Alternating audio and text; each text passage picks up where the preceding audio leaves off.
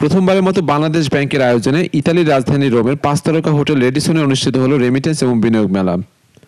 Germany, ইতালির Milan ও নাপোলির পরে 3রা March ছিল এই আয়োজনের শেষ পর্ব রোমে। অনুষ্ঠানে ব্যাপক প্রবাসীদের সমাগম ঘটে। প্রবাসীদের বিনিয়োগ সেবা নিয়ে 10টি আলাদা স্টলে তথ্য দিয়েছেন বাংলাদেশ থেকে আগত বিভিন্ন ব্যাংকের কর্মকর্তাবৃন্দ। কত দ্রুত গতিতে রেমিটেন্স তাদের আত্মীয়স্বজনকে পৌঁছানো যায়, এই সমস্ত তথ্যগুলো আমরা এখানে দেওয়ার চেষ্টা করেছি। তাদেরকে আরও উদ্বুদ্ধ করতে চাই যে বৈধ পথে যেন তারা বাংলাদেশে টাকা পাঠায়। ব্যাংকিং চ্যানেলে পাঠাবেন, হুন্ডির মাধ্যমে যাতে টাকা না পাঠানো হয়। তাদের বাড়িঘরের জন্য আমরা বিশেষ খুব সহজ শর্তে ঋণ দিই।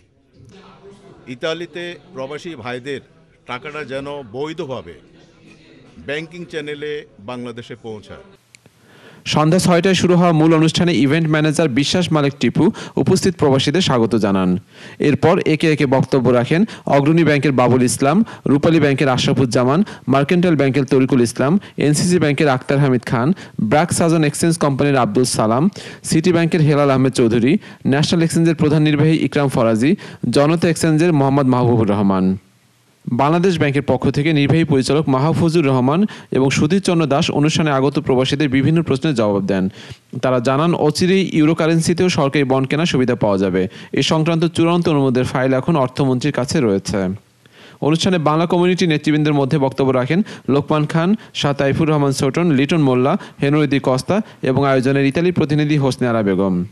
প্রধান অতিথির বক্তব্যে ইতালিতে নিযুক্ত বাংলাদেশের রাষ্ট্রদূত শাহাদাত হোসেন প্রবাসীদের স্বাগত জানিয়ে দেশের উন্নয়নের স্বার্থে বৈধ চ্যানেলে টাকা প্রেরণের আহ্বান জানান।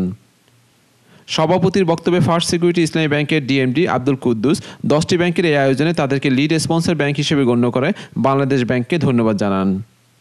এরপরে বিভিন্ন এক্সচেঞ্জ কোম্পানির পক্ষ থেকে সর্বাধিক রেমিটেন্স প্রেরণকারী রেমিটারদের ক্রেস্ট এবং সম্মাননা সনদ তুলে দেওয়া হয়।